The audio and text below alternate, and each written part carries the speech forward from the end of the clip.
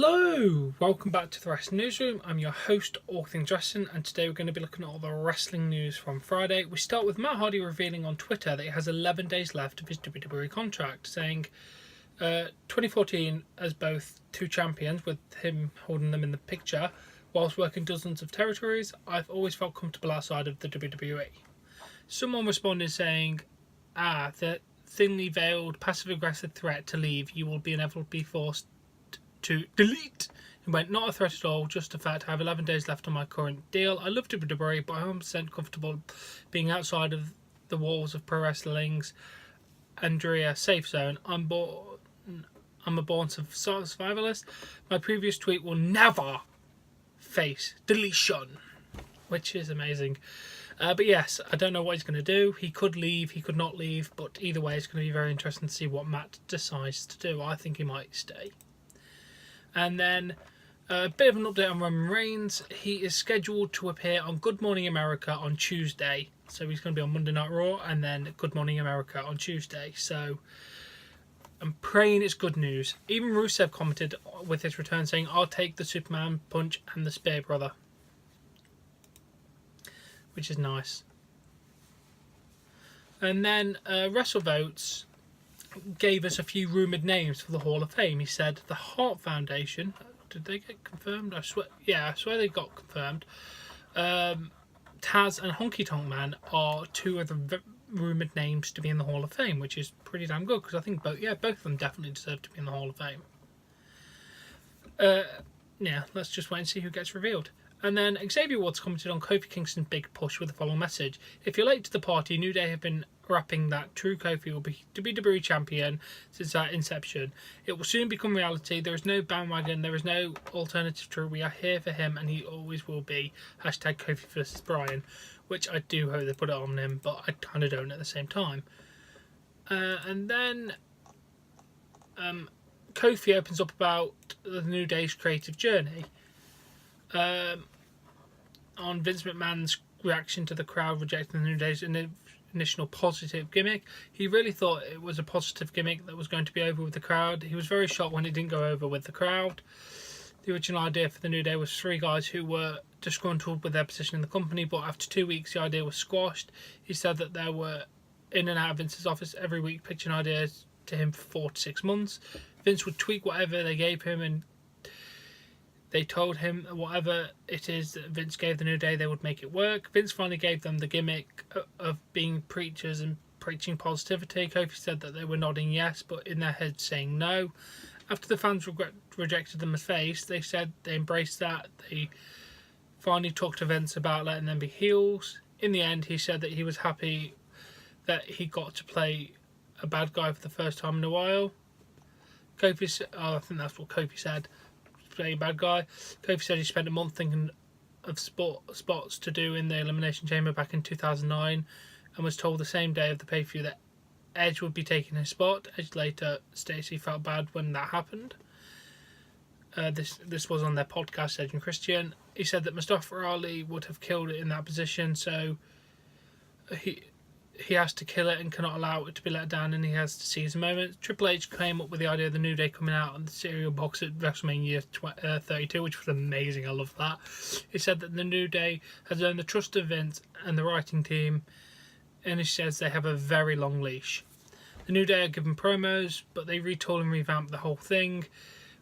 Then when it showed it to Vince, he's like, I don't get this. But since they have a long leash, Vince has faith that they will make it entertaining. Kofi says he has a lot of inspiration for moves he does come from Kung Fu movies, cartoons and anime, and he sees something cool he wants to try and recreate it in real life.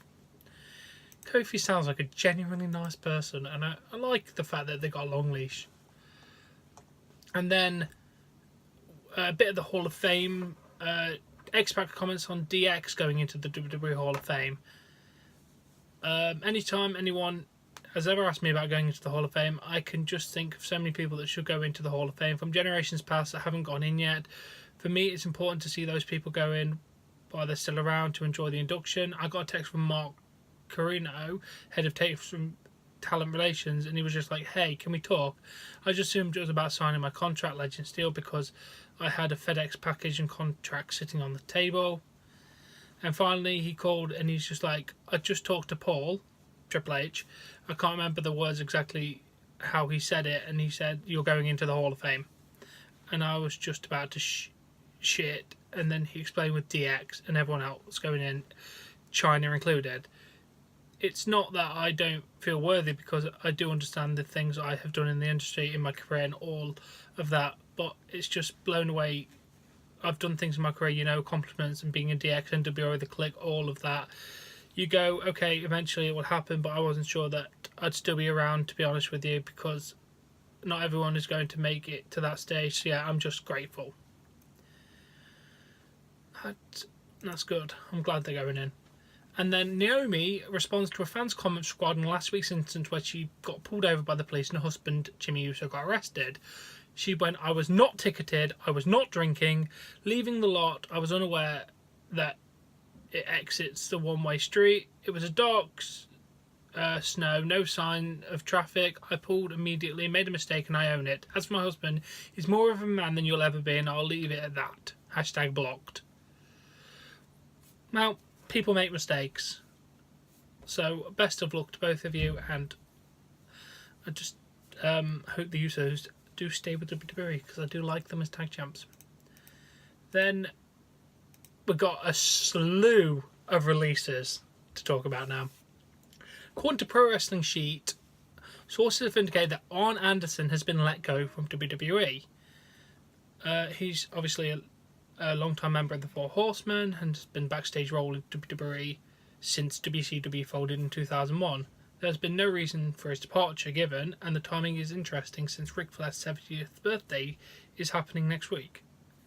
So very interesting if it's true. Obviously, but this just sources and people making allegations there, but we'll have to wait and see. And then Dustin Rhodes, Goldust, has also possibly left the company. He's removed all WWE references from his social medias. He went, now that my Twitter has changed, my Instagram as well, go on over and check it out if you like. Thanks for y'all support as always. It's Dustin Rhodes TX on Instagram. So yes, he might have left as well, which I hope he hasn't, because Goldust is amazing. And then let's get to the releases. Ty Dillinger has officially been released, but they did not wish him well in his future endeavours.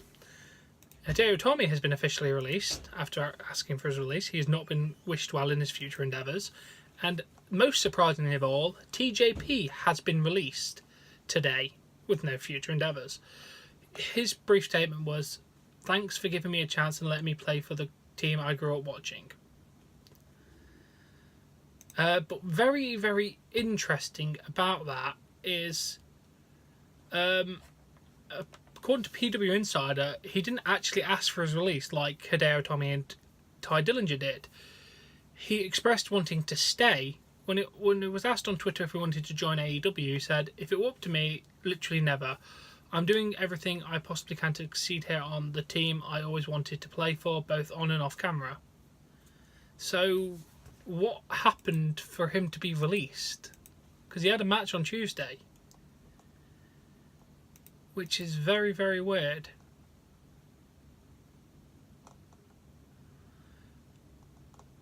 So, we'll have to wait and see what is going to happen with TJP and where he's going to appear.